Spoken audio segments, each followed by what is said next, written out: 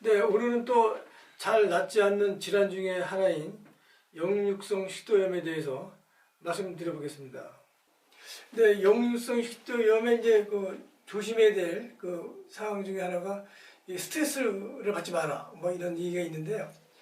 사실 스트레스가 만병의 원인이라고 하는데, 그 만병의 원인이 되는 이유는 우리가 스트레스를 받게 되면 우선 얼굴이 인상을 찌푸리게 되고, 또 우리가 열을 받으면 모든 우리 몸에 있는 근육이 좀 강직이 일어납니다.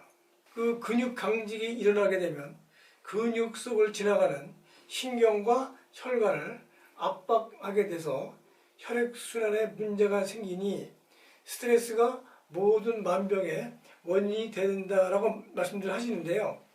근데 하지만 현실적으로 우리가 스트레스를 받게 되면 우리는 내 몸을 생각하기보다 그 스트레스에 풀려고 스트레스에 대한 문제 해결에 더 중점을 두는 것이 숨길 수 없는, 피할 수 없는 현실이기 때문에 스트레스가 근본적인 원인이 된다라고 하는 것은 두 번째, 근본적인 원인이 아닌 두 번째 원인이 된다라고 말씀드릴 수 있겠습니다. 또 그것은 어떤 사람은 스트레스를 받아도 아무런 병적인 상태가 유발되지 않는데, 어떤 사람은 스트레스를 받으면 더 몸에 힘이 빠지고 증상이 악화되는 경우를 봤을 때는 이 스트레스는 누구에게는 병이 되고 누구에게는 병이 안 되는 그러한 원인이다, 이렇게 말씀드릴 수 있겠습니다. 또 역류성 식도염의 식생활 개선, 습관을 이제 고쳐라, 이런 얘기가 있는데요. 사실 결론적으로 위장 안에 음식물이 오랫동안 남아 있게 되면 압력이 증가돼서 역류가 되는 것이기 때문에 위장에 빨리 남지 않는, 빨리빨리 소화가 될 수 있는 그 음식을 먹어야 되는 것인데요. 그것은 각자의 사람마다 다 다릅니다.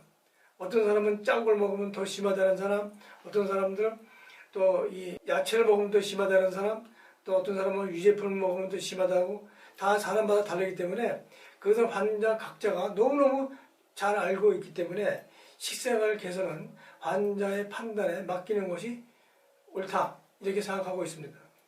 단지 우리가 먹자마자 눕는 것은 위 안에 음식물이 남아 있음으로써 소화하는 과정에서 압력이 증가가 되기 때문에 음식을 바로 먹고 눕는 것은 좋은 습관이 아니다, 이렇게 말씀드릴 수 있겠습니다.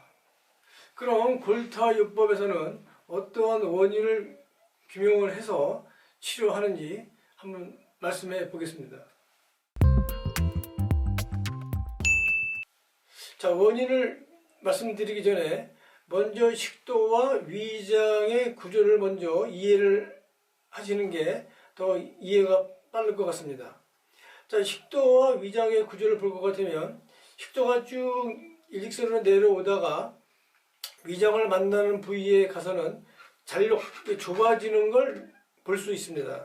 그러면 왜 식도가 쭉 내려오다가 위장을 만나서 좁아지는 그 이유를 우리는 잘 이해를 해야 되겠는데요. 그것은 따뜻한 우리 몸의 인체와 또 음식을 먹었을 때 그 음식과 위산이 합해지게 되면 압력이 일종의 발효 효과가 되기 때문에 압력이 높아지겠죠.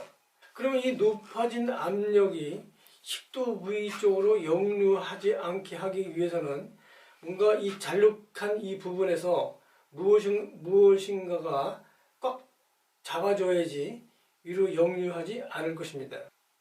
그러면 이 잡아주는 그 조직이 무엇이냐? 이것이 가장 핵심적인 역류성 식도염의 치료의 관건이 될 것입니다. 바로 그 잡아주는 그 조직이 우리가 돼지고기에서는 이제 갈매기살이라고 하고, 또 소고기에서는 이제 안창살이라고 불리는 바로 횡격막입니다. 그래서 이 횡격막이 위 부문을 꽉 잡고 있어야만이 위 식도 쪽으로 역류하지 않는 것인데요. 그럼 결국은 이 횡격막의 근육이 약해지게 되면 그 압력을 누르는 힘도 약해져서 결국은 역류할 수밖에 없을 것입니다. 그 횡격막 근육이 약해지는 이유는 바로 횡격막에 오는 혈액의 공급량이 떨어지기 때문에 그런데요. 그 혈액을 공급하는 그 이 신경이 바로 등뼈에 있습니다. 대개 그 등뼈 5번, 6번이 틀어지게 되면 그 폐활량도 70% 이상 떨어지는 걸 알 수 있고요. 또 이 횡격막 쪽으로 가는 혈액의 공급 명령 체계가 성립이 잘 안 되기 때문에 혈액의 공급량이 줄어들게 됩니다. 그래서 모든 근육은 피를 받아야만이 힘을 쓸 수 있기 때문에 횡격막도 마찬가지로 피의 공급을 원활하게 받아야만이 제 기능을 수행할 수 있겠다 할 수 있겠습니다. 따라서 결론은 역류성 식도염은 소화기병이 아니고 호흡기병이다. 이렇게 우리가 결론을 내릴 수가 있습니다.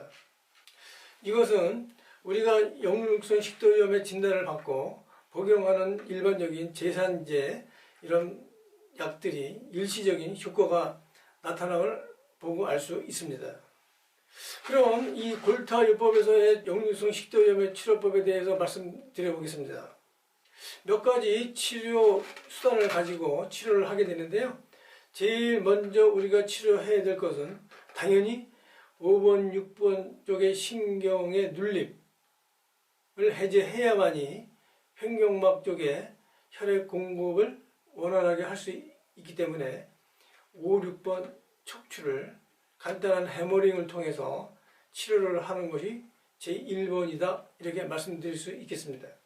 또 두 번째 치료로는 이 오랜 시간 동안 위장의 압력을 못 이긴 횡격막과 식도의 위치가 약간의 그 변화가 있기 때문에 두 번째 우리가 치료해야 될 것은 내장기 도수 치료다라고 해서 위장의 운동을 활성화시키면서 그 위치를 좀 조정한다는 그 의미에서 위벽을 잡고 십이지장 쪽으로 압박을 해서 내려주는 그런 내장기 도수 치료를 또 하게 되겠습니다. 또 세 번째로는 복부 주위의 임파선 활동을 강화시켜주는 그런 약침을 놔서 복부 주위의 근육들을 좀 이완시켜주는 그런 치료도 같이 병행하고 있습니다.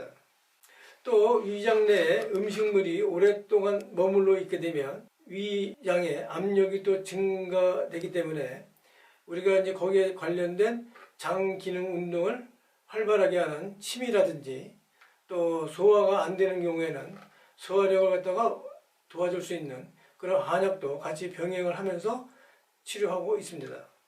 또 집에서 하시는 그 자가 치료는 이 문제가 되는 흉추 5번, 6번에 해당되는 부위에 물리적인 자극과 열 자극을 가할 수 있는 그림에서 보시는 것과 같은 기구를 대고 3분, 가로 3분, 세로 3분 이게 왔다 갔다 3분씩 하시면 많은 도움이 될 것입니다. 네, 많은 도움이 되셨는지요? 그러면 다음 시간에는 요즘 꽃피는 계절에 가장 고통스러워하는 비염에 대해서 한번 말씀드려 볼까 합니다.